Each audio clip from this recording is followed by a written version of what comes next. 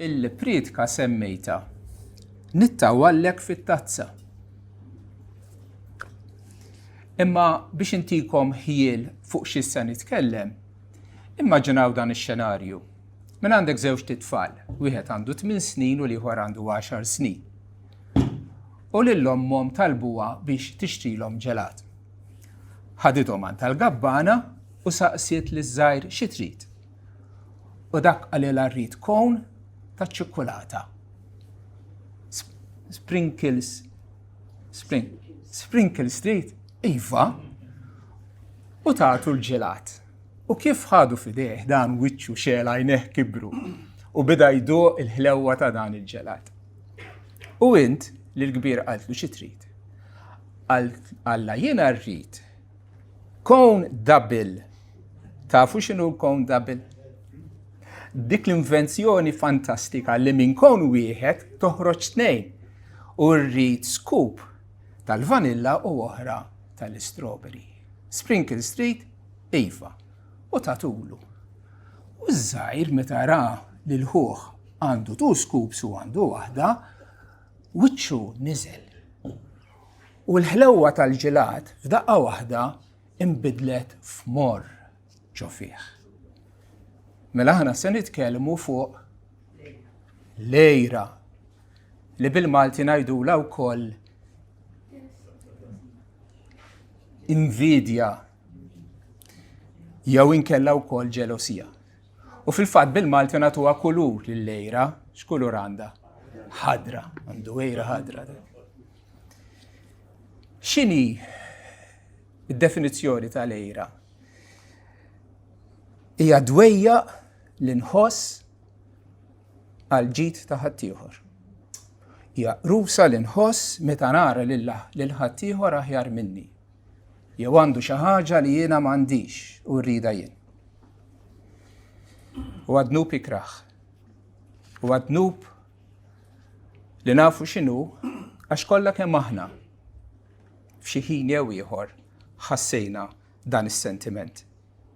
Ares ġofina. U għadnub moħbi fil-qalb. Għajla mistqarruh, imma għadnub li kapaċi jisraqlek il-pjaċir tal-ħajja u jġib ħafna firdiet u inkwiet fil-familji, fil-knisja, fuq il-post tax-xogħol u fost l-aqwa ħbieb.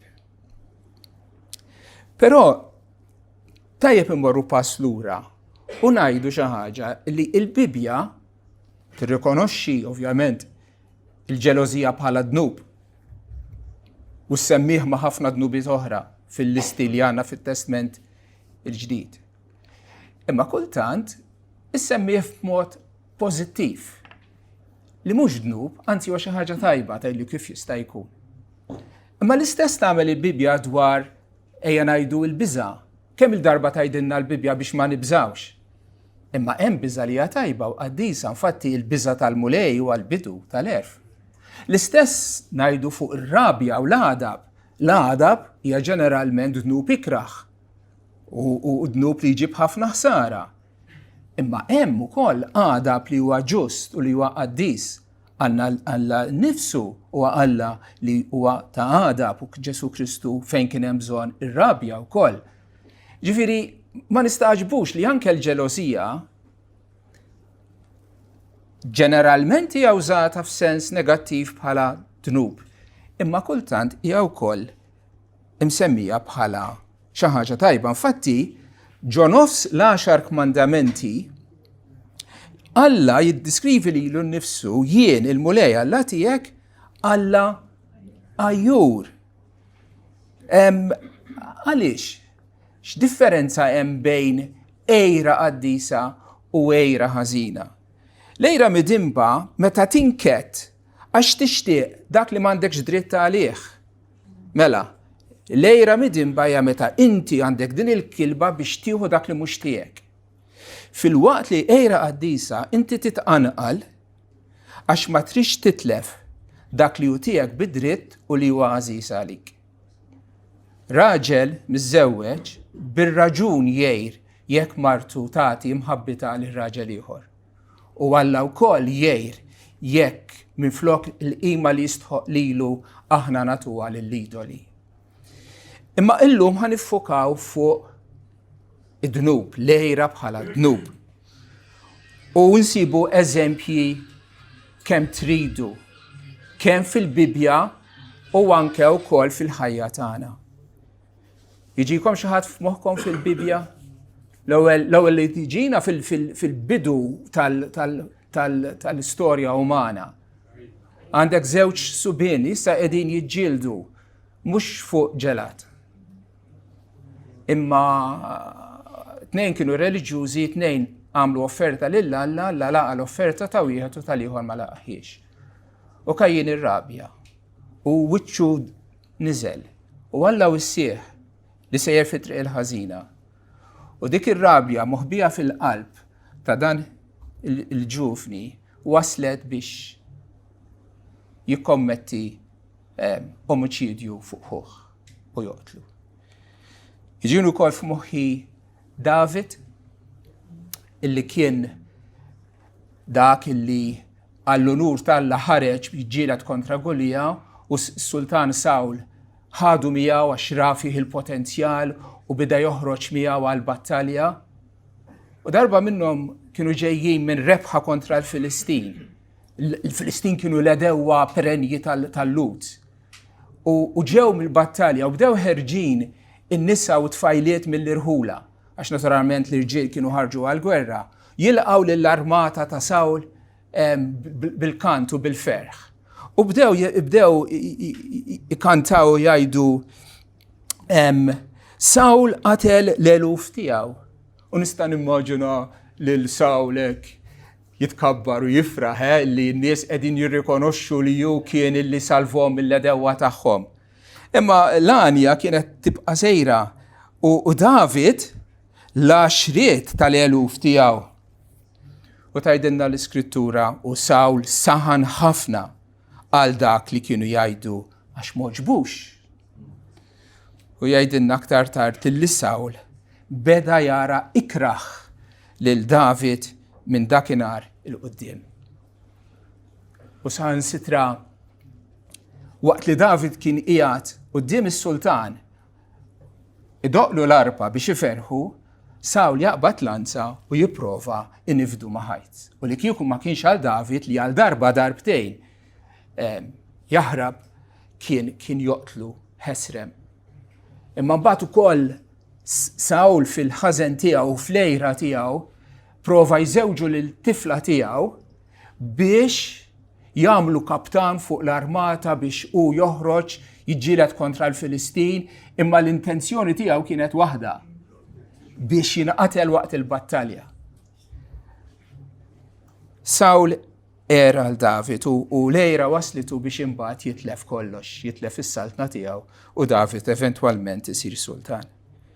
Però ejja niġu fid-dinja tal-lum, f'Malta tal-2026, l-era tal-social media u tiftaħ il-Facebook u tibda tara li seħbitek it-tfal tagħha gradwaw u jew iż-żewġu u tiegħek ma żewġux u tara li għandha karozza isbaħ minn tiegħek u tara dawn ir-ritratti sbieħ tal-holidays illi jmorru kull xahar. U inti tajt u jiena qiegħed hawn f'din is-sħana u tfal tiegħi għandhom xorti jgħaddu mill-eżami u tiegħi baqa' mwaħħal miegħi ma rridx jiżżewweġ. Jien naf imma issib kull raġuni għalfejn inti tixtieq dak li ħadd ieħor għandu s-suċċess tiegħu u f'qalbek minflok ma tbierek lil Alla għalihom tħoss dik iċ-ċerta qrusa u l-malawgurju. Imma anke iż-żgħażagħ bejniethom u fl-iskola u taj dawn ferħanin u żgħażagħ u mimlijin ħajja kieku taf kemm ikun hemm gossip bejniethom u qrusa bejniethom u lil waħda ma jaħmluwiex għax hija ħelwa u twila u lil ieħor ma jaħmluhx għax huwa tajjeb fl-iskola u dejjem iġib l-ewwel jew lil dak iwarbuh għax huwa popolari. Jien naf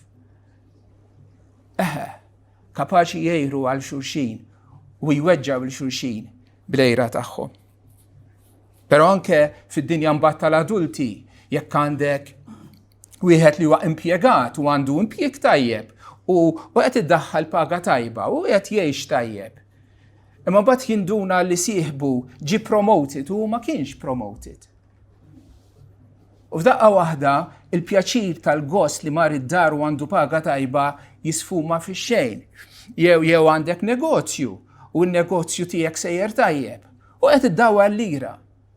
Imma mbagħad tirrealizza li l-kompetitur tiegħek sejjer aħjar minnek.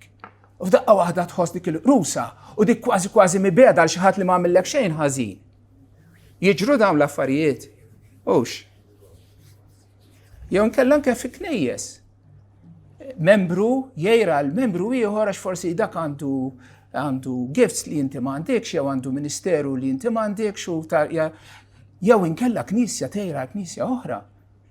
Għax qegħdin jikbru aktar fin-numru għaliex huma aktar magħrufin għaliex għandhom ministerju jikbar u bin jisbaħ u x'naf jien.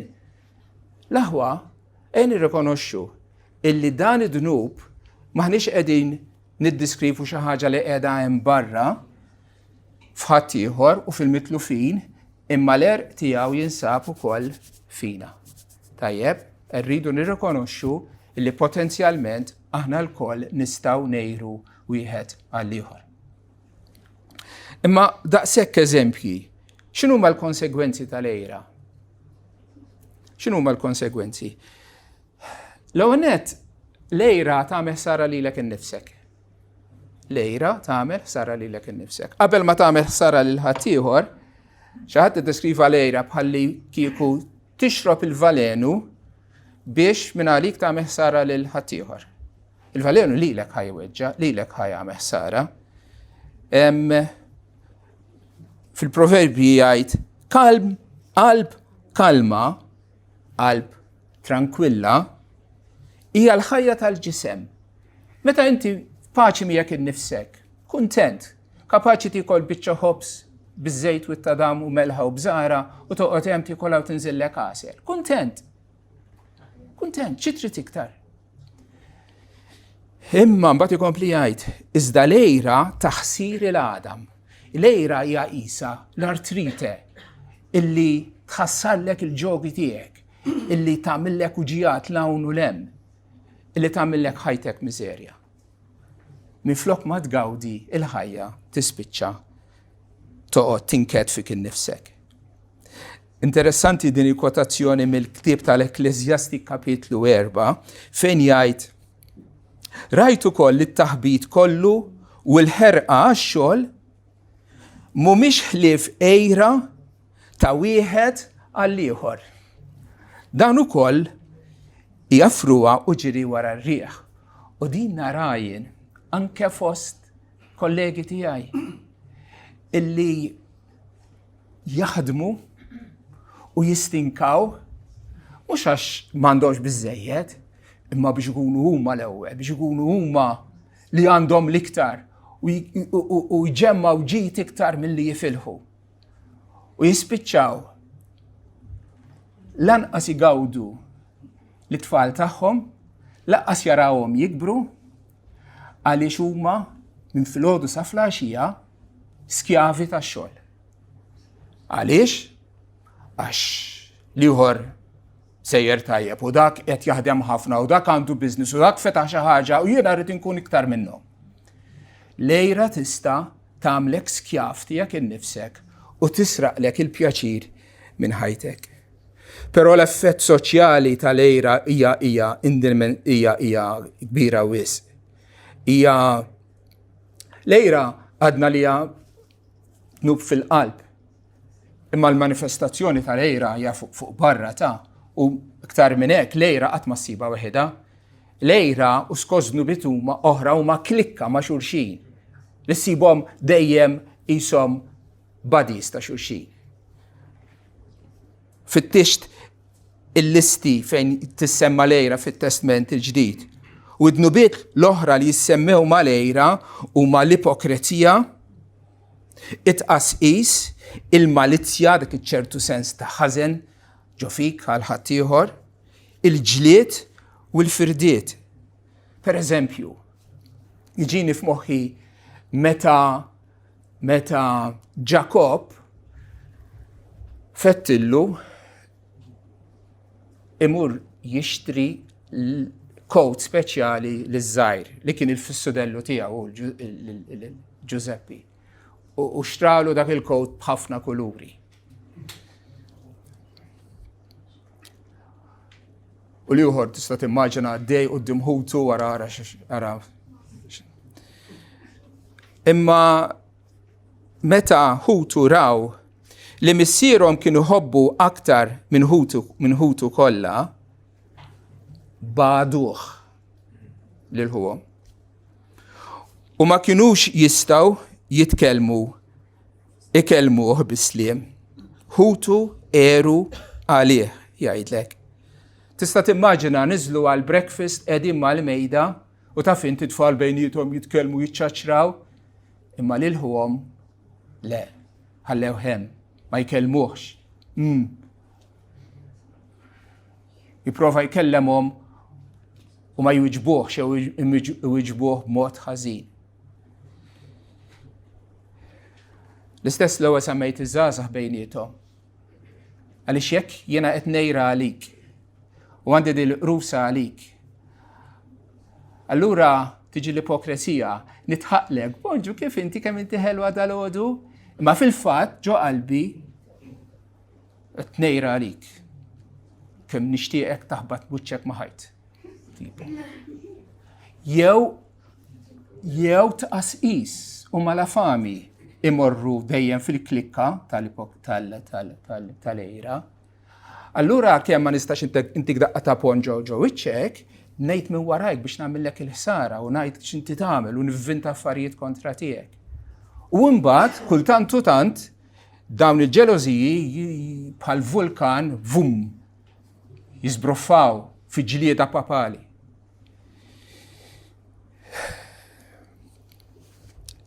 Iva l-effetti tal-ejra huma personali fuq innifsek, iġibu ħsara, iġibu firdiet fost l-aqwa ħbieb fil-familji fost l-aħwa, speċjalment meta jiġu biex jaqsmu bejniethom il-wirt li ħajjaħduh b'xejn mingħand missiriethom sikwit jispiċċaw blejra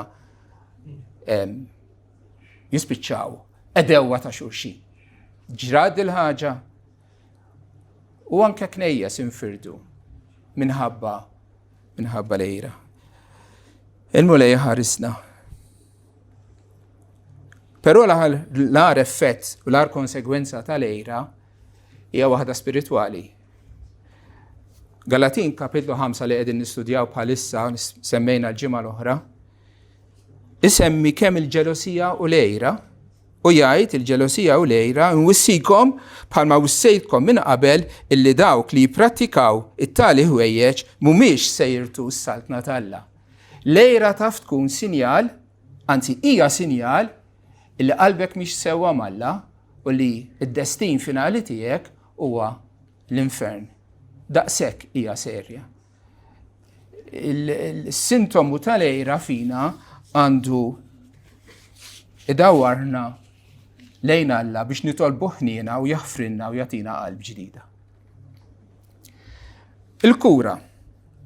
Kif nistgħu neħilsu minn dan il-kankru ikraħ ġofina? Kif? Kelma waħda ngħid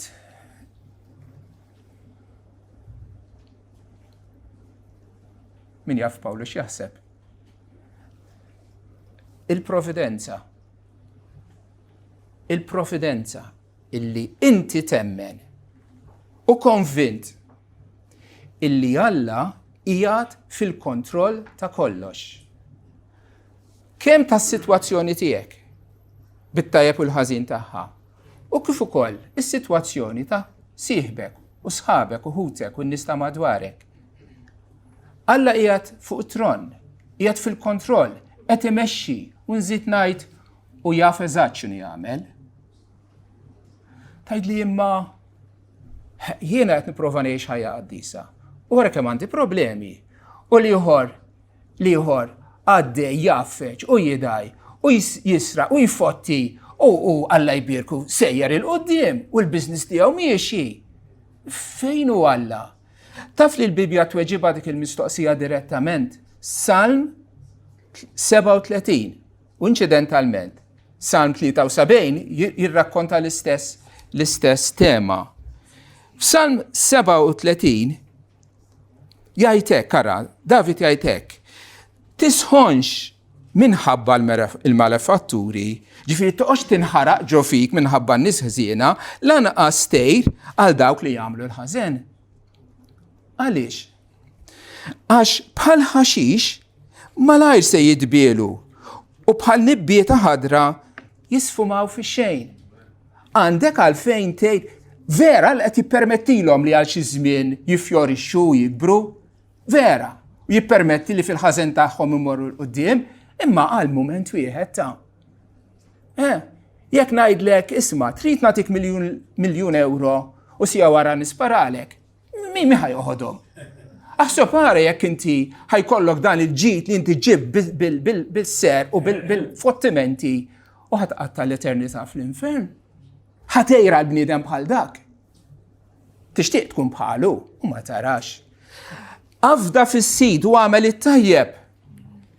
Jgħidilna vers 3, vers 4 jerġa' jirrepeti, taxxaq fis-sid u se jagħtik ix-xewqat ta' qalbek. Vers 10, ftit ieħor, u l-bniedem ħażin mhux se jkun iżjed. Se tfittex sew għal postu u mhux se jkun hemm. Iżda lillum li qatt jirtu l-art u se jitaxqu bisliem kotran. L-aħwa, dan kollu jiddependi fuq ħaġa waħda biss, li Alla huwa tassew sovran u li fil-providenza tiegħu qed imexxi kollox biex iwettaq l-għan tajjeb tiegħu. Iva l-ġustizzja tal-ħżiena eventwalment imma wkoll biex jeleva u jolli u jimla bil-ferħ lill-qaddisin tiegħu. Ejja ma ninsewx illi wara kollox, wara dan ix-xenarju kollu, hemm l-awtur tal-ħajja Alla nnifsu li qed jidderiġi kollox skont l-għan tajjeb u għaref tiegħu. Però nżid ngħid li inti tista' tgħid mhux biss għall-ħżiena ma tista' tgħid għal dak li huma tajbin u huma nies ġusti. Tista' tgħid għalihom ukoll u l-Bibja wkoll titkellem dwar dan. Rajna l-istorja fil-bidu ta' dak il-padrun dan is-sit tad-dar li kellu għalqa ta' dwieli nimmaġe kienet kbira daqs dik ta' taqali għax tant marru ħaddiema jaħdmu. Kien wasal żmien ta' Settembru biex jinqata' l-għeneb u kellu bżonn ħafna ħaddiema. U ħareġ fis-suq fejn ikun hemm in-nies qegħdin jixtiequ li xi ħadd jikrihom biex imorru jaħdmu u sab gaj ta' irġiel u għallhom morru. Kemm ħattina?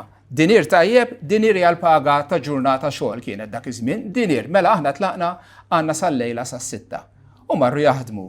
U mbagħad reġa' mar fid-9 u reġa' mar fl-ofsinhar u reġa' mar fit-3 u saħansitra fil-5 kien fadal sija xogħol.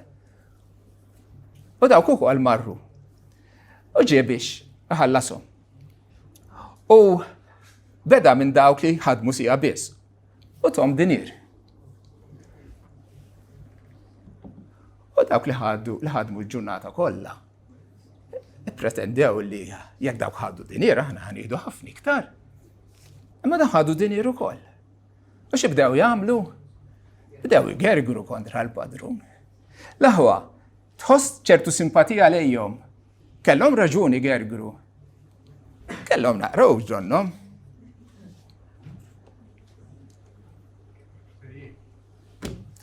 Ara x'weġibhom. Il-padrun qabad wieħed minnhom għallhom ħabib. Lilek minix nagħmellek Sara, meta lil dak tajtu dinier kif tajt lilek ma għamiltlek xejn ħażin. Mhux b'dinarju ftemt miegħi. Aħna mhux hekk ftemna dal-għodu li tagħmel ġurnata xogħol tik dinarju. Hu l-paga tiegħek u mhux. Fi kliem ieħor, il-patrun kien ġust magħhom. Ma għamillhomx inġustizzja. Mbagħad ikompli jgħid.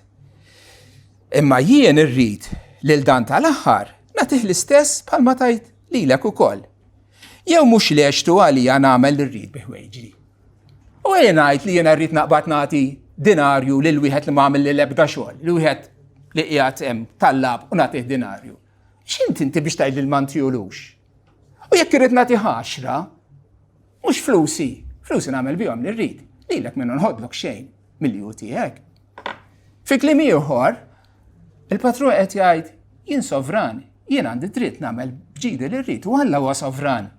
U jekk lilek tak don biex isservi fi knisja u lilek tak 5 u lilek tak 10, huwa l-Ispirtu Santu li jqassam id-doni tiegħu skont kif ridu.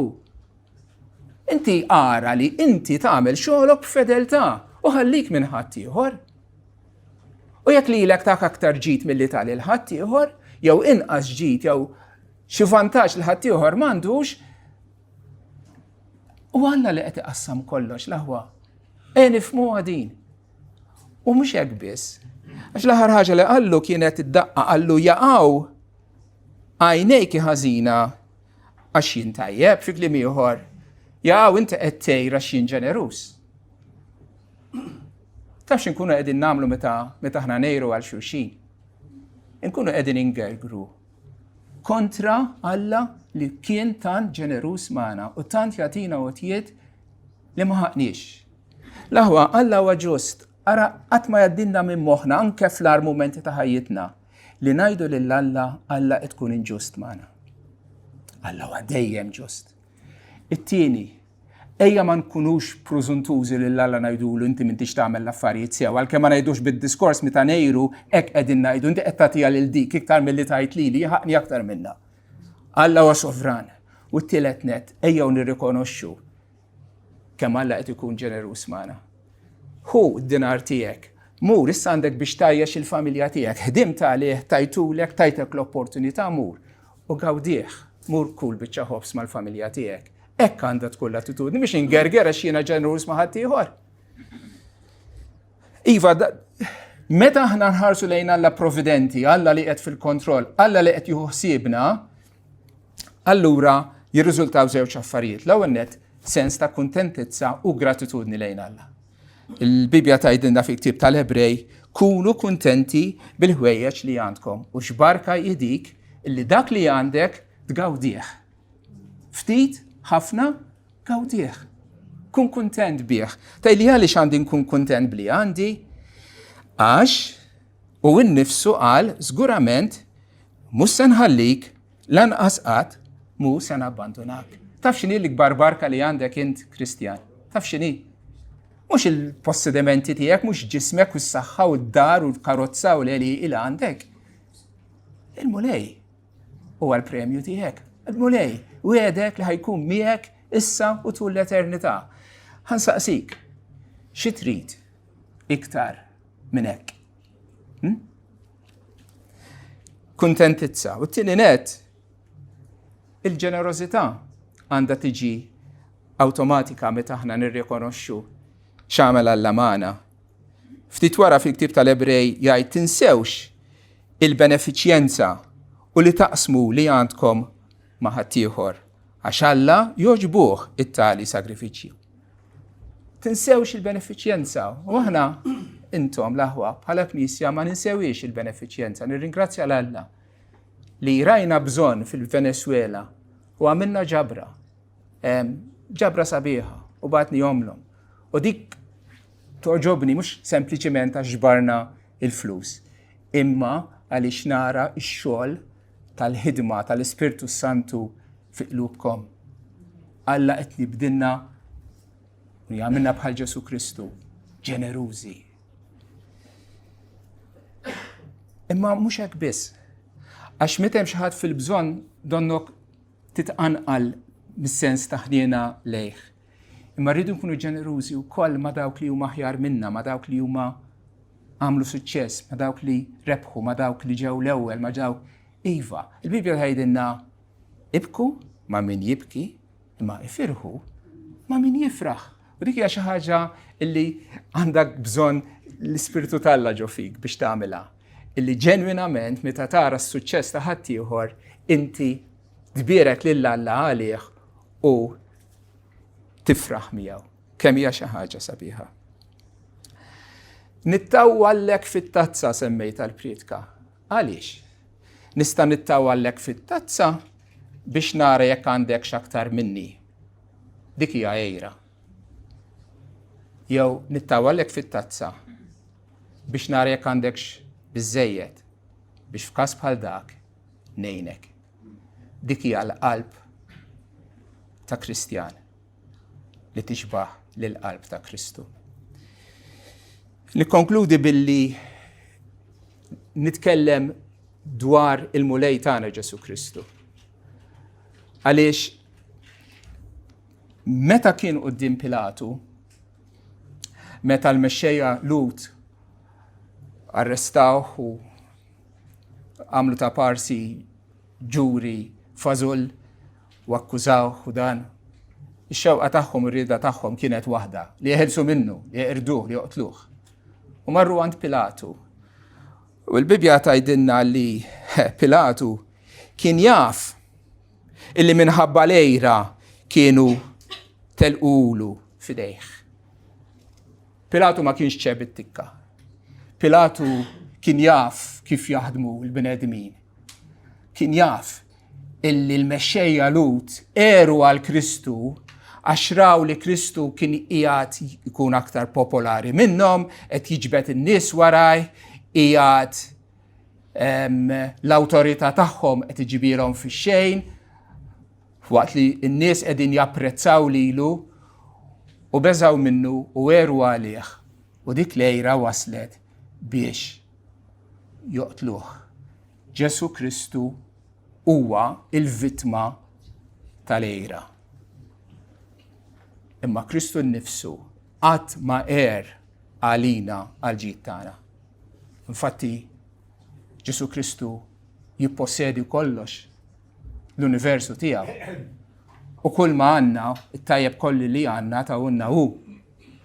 Le Ġesu Kristu ma ħass il-qrusa li ġġib magħha il-lejra għal-barkit tagħna. Tafx ħass il-mor u l-qrusa ta' dak il-kalċi li xorob fil-ġnien tal-Ġetsemani illi ħadu min jeddu u bata u miet fuq is-salib biex jeħles lilna mill-miżerja u l-qagħda kera li konna fija minħabba dnub. Imma mhux biss. Altru li ma kellux din l-ambizzjoni egoistika li kabba lilu nnifsu. B'ġenerosità kbira Ġesu xejjen lilu nnifsu. U sar ubdjenti sal-mewt tas-salib. Għaliex? Għaliex hu rrid jaqsam il-ferħ u l-ġid kollu tiegħu bħala s-sit tas-sema u l-art magħna. U jagħmilna miegħu werrieta ta' Alla. Hawn aħna l-aħwa. Imberkin fi Kristu b'kull barka spiritwali.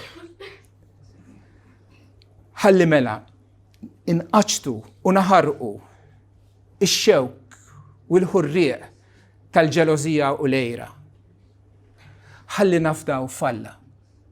Alla li huwa missierna, Alla li huwa providenti, Alla li huwa sovranu tajjeb biex minn qlubna twarrad il-kuntentezza, is-sens ta' gratitudni u fuq kollox bħal Kristu il-ġenerosità.